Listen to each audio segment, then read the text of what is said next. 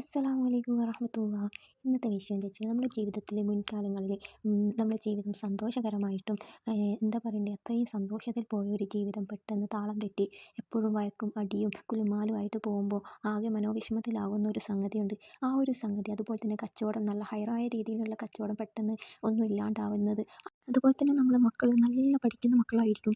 ആ ഒരു പഠിത്തത്തിൽ നിന്ന് ബാക്കോട്ടാവുക, ഒന്നും എഴുതാണ്ടാവുക, അല്ലെങ്കിൽ പരീക്ഷ ഒന്നും ശരിയായിട്ട് രീതിയിൽ അറ്റൻഡ് ചെയ്യാണ്ടിരിക്കുക, അങ്ങനെയുള്ള കാര്യങ്ങൾ.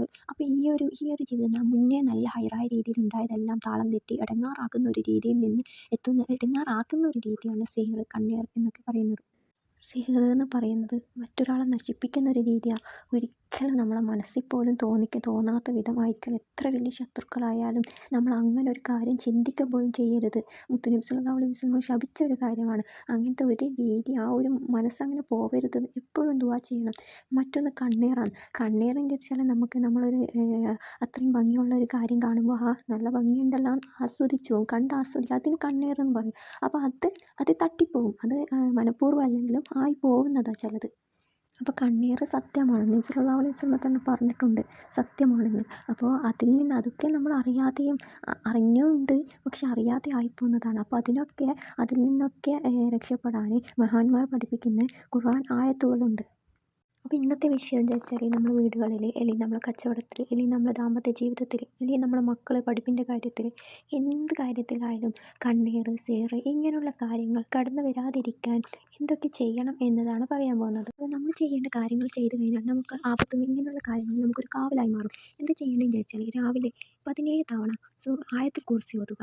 അപ്പോൾ നമ്മൾ രാവിലെ സുബ്ഹി നമസ്കാര ശേഷം ഈ ഒരു ആയത്തുൽ കുർസി ഓതുമ്പോൾ അതിൻ്റെ അവസാനത്തിൽ ഒരു ആയത്തുണ്ട്, വലാ യഊദുഹു ഹിഫ്ളുഹുമാ വഹുവൽ അലിയ്യുൽ അലീം എന്ന ഈ ആയത്ത് 7 തവണ ഓരോ വട്ടം ഓതുമ്പോഴും 7 തവണ റിപ്പീറ്റ് ചെയ്ത് ഓതണം. അപ്പോൾ ഈ ഒരു ആയത്ത് വലിയൊരു കാവലുള്ള ആയത്താണ്. അപ്പം ഇൻഷാ അല്ലാഹ് മറക്കരുത് ഇത് ഓതാൻ വേണ്ടിയിട്ട്. അപ്പോൾ അതുപോലെ തന്നെ നമ്മൾ ഇശാ മഗ്‌രിബിൻ്റെ സമയത്തും ഈ ഒരു ആയത്തുൽ കുർസി 17 തവണ രാവിലെ ഓതിയതുപോലെ തന്നെ ഓതുക. ആ ഒരു സമയത്ത് ഇത് മറക്കരുത്. 7 തവണ അവസാനത്തെ ആയത്ത് ഓതുകയും വേണം. പിന്നെ ചെയ്യേണ്ടത് എന്താ വെച്ചാൽ ഹദ്ദാദ് റാത്തീബ് ചൊല്ലുക. മഹത്തായ ദിക്റുകളുടെ കലവറയാണ് ഹദ്ദാദ് റാത്തീബ്. അതിൽ പറയുന്ന ഓരോ ദിക്റുകൾക്കും അത്ഭുതങ്ങളും അനുഗ്രഹങ്ങളും നിറഞ്ഞ ദിക്റുകളാണ്. ഹദ്ദാദ് റാത്തീബ് പതിവാക്കി കൊണ്ടുവരിക ജീവിതത്തിൽ. അതുപോലെ തന്നെ സൂറത്തുൽ ഫലക്കും സൂറത്തുൻ നാസും നിങ്ങളെ എല്ലാ നമസ്കാര ശേഷവും പതിവാക്കുക. അങ്ങനെ ഓതിക്കഴിഞ്ഞാൽ നബി സല്ലല്ലാഹു അലൈഹി വസല്ലം പറഞ്ഞ എല്ലാ മുസീബത്തിൽ നിന്നും നമുക്ക് കാവലുണ്ടാകുമെന്നാണ്.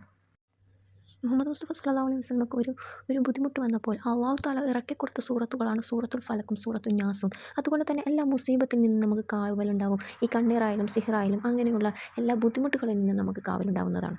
അപ്പോൾ നിങ്ങൾക്ക് എല്ലാ സമയത്തും എല്ലാം നിസ്കാര ശേഷം കഴിഞ്ഞിട്ടില്ലെങ്കിലും നിങ്ങൾ രാവിലെയും വൈകുന്നേരമായിട്ട്, രാവിലെയും രാത്രിയായിട്ട് 3 തവണ എന്തായാലും ഓതുക.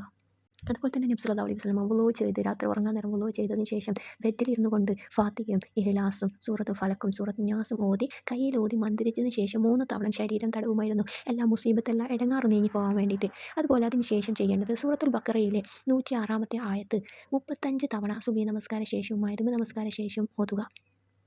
ഇങ്ങനെ പതിവാക്കുന്നവരുടെ ജീവിതത്തിൽ സിഹ്ർ പോലത്തെ കണ്ണേർ പോലത്തെ മുസീബത്ത് കടന്നു വരികയില്ലെന്ന് മഹാന്മാർ പഠിപ്പിക്കുന്നു.